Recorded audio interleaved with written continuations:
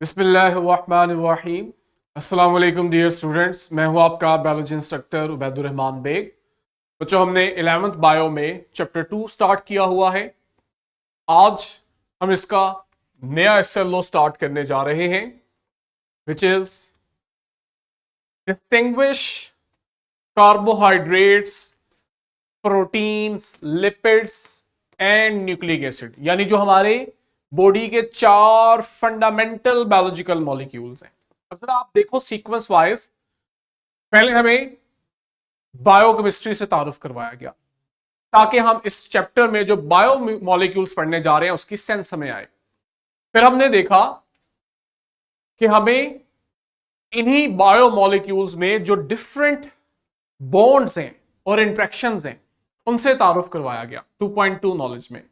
और आज हम बाकायदा इसका आगाज करने जा रहे हैं, जहां हम पहले एक समराइज फॉर्म के अंदर इन बेसिक बायोमोलिक्यूल्स का तारुफ करवाएंगे और फिर आप देखोगे वन बाय वन हमने इन्हें डिटेल पढ़ना है। नॉलेज हमारा very simple, biological molecules in protoplasm. क्योंकि आप लिविंग सेल की बात कर रहे हो तो आपके पास यहां टर्मिनोलॉजी प्रोटोप्लाज्म यूज हुई है। बाय द वे, आपने साइटोप्लाज्म और प्रोटोप्लाज्म का जो डिफरेंस है ना, ये आपने वीडियो के कमेंट सेक्शन में बताने, जरा पता लगे कि 11th ग्रेड में आके भी क्या आपको इन टर्मिनोलॉजीज में डिफरेंस मालूम है। हमारे पास बायोलॉजिकल मॉलिक्यूल्स क्या हैं? हम कह सकते हैं कि ये आपके पास ऐसे मॉलिक्यूल्स हैं जो लिविंग ऑर्गेनिजम्स में होते हैं। इन्हें हम बायोमॉलिक्यूल्स भी कहते हैं और बायोलॉजिकल मॉलिक्यूल्स का नाम भी देते हैं।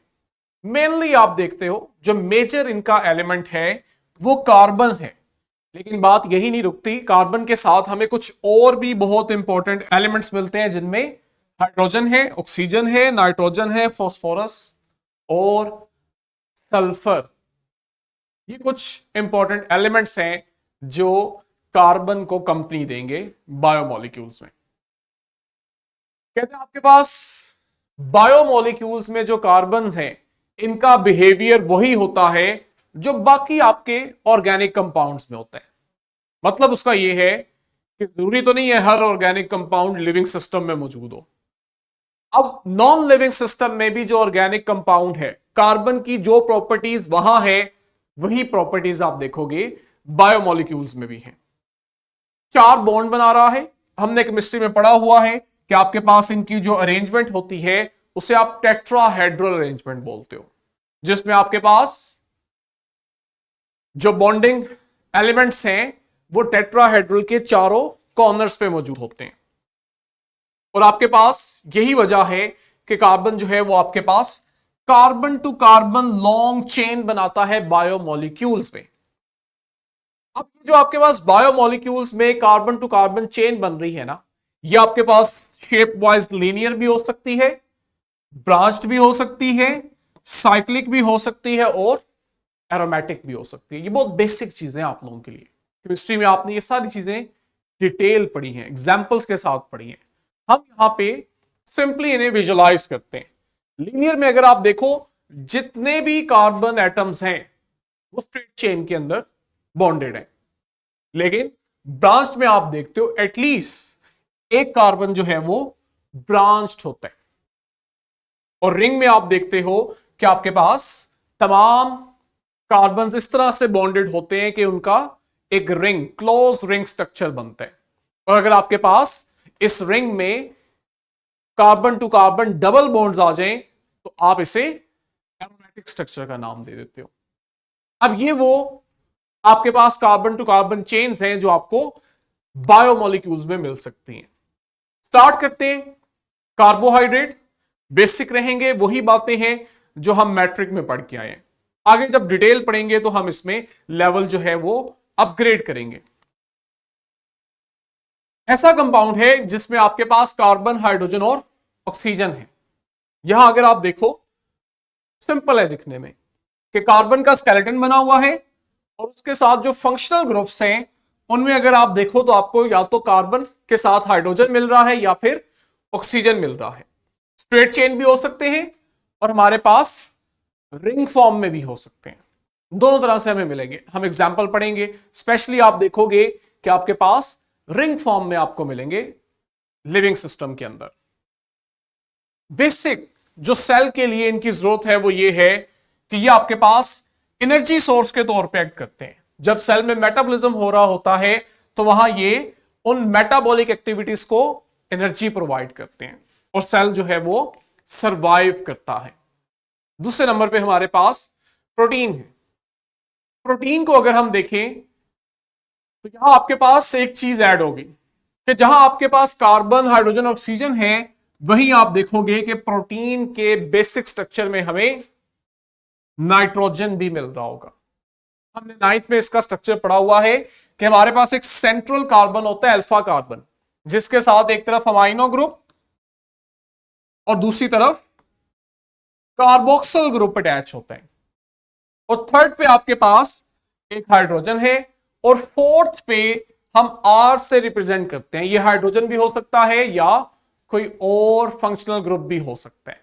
यह जो स्ट्रक्चर बना है जहां आपके पास अल्फा कार्बन के साथ एटलीस्ट 3 नहीं तो 4 डिफरेंट फंक्शनल ग्रुप्स अटैच हैं, इसे आप अमाइनो एसिड बोल रहे हो। और ये अमाइनो एसिड जब पॉलीमर की शेप में आ जाते हैं तो हम इन्हें प्रोटीन का नाम दे देते हैं। बेसिक एलिमेंट सेम रहते हैं। प्रोटीन्स के बारे में कह रहा है ये सेल के बिल्डिंग ब्लॉक्स हैं, यानी सेल बुनियादी तौर पे प्रोटीन का बना हुआ है। और कुछ हो ना हो, प्रोटीन आपको हर जगह सेल के स्ट्रक्चर में नजर आ रही होगी। सिर्फ ये नहीं है, लेकिन इंपॉर्टेंस इसकी स्पेशली ये है कि ये सेल के स्ट्रक्चर बना रही है। जैसे कुछ हमने इंपॉर्टेंट स्ट्रक्चर की एग्जांपल ले ली है, हमने सेल मेम्ब्रेन पढ़ ली हुई है, बेशक लिपिड बाइलेयर है, लेकिन हमें वहां पे भी मोज़ैक मैनर में प्रोटीन्स मॉलिक्यूल्स मिलते हैं। राइबोसोम्स हमने पढ़े थे कि आपके पास 50% इनमें प्रोटीन होती है, याद है, और बाकी का 50% हमने कहा था राइबोसोमल आरएनए था।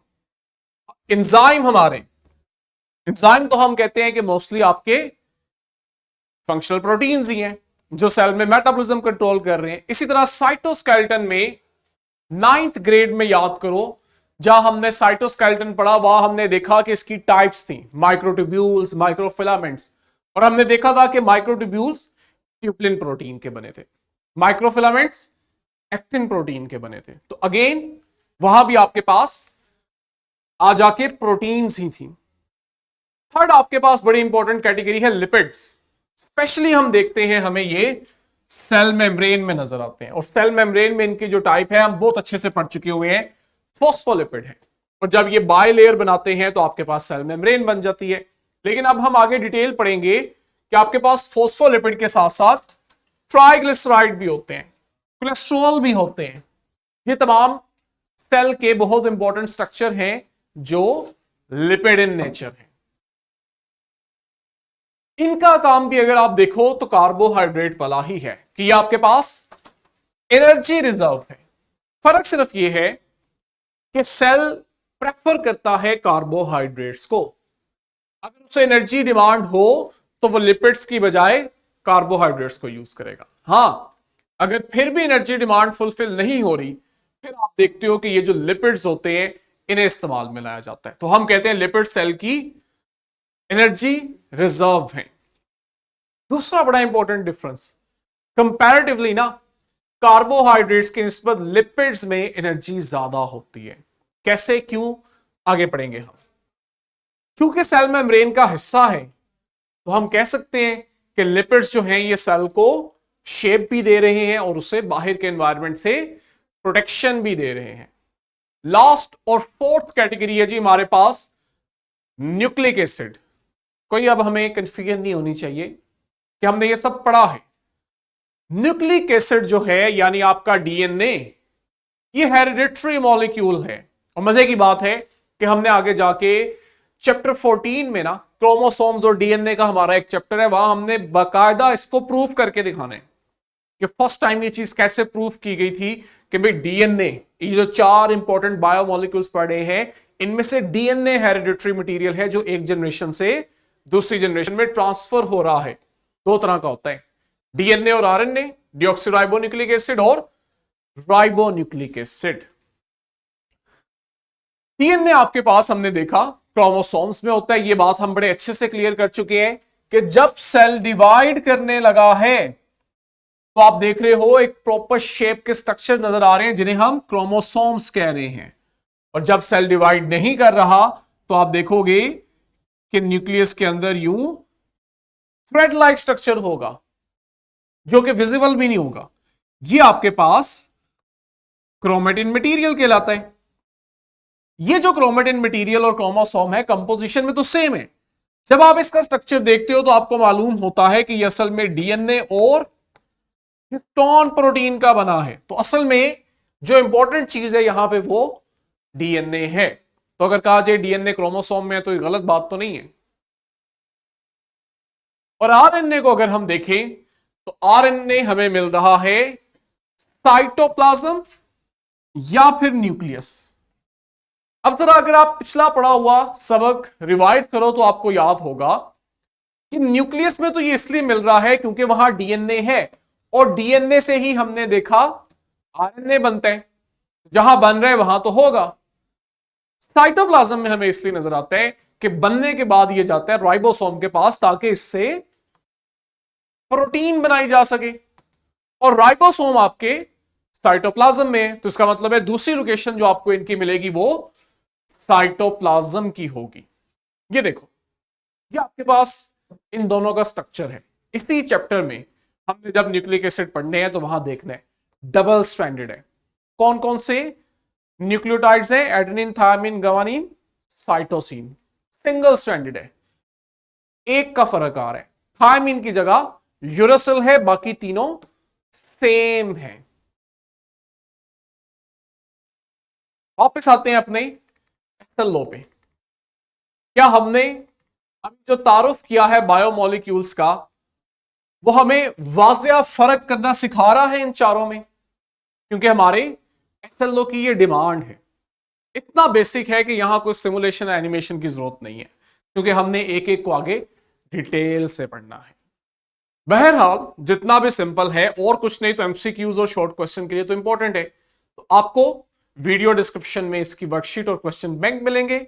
इसको वीडियो देखें, वहां से आपको वर्कशीट क्वेश्चन बैंक अटेम्प्ट करें।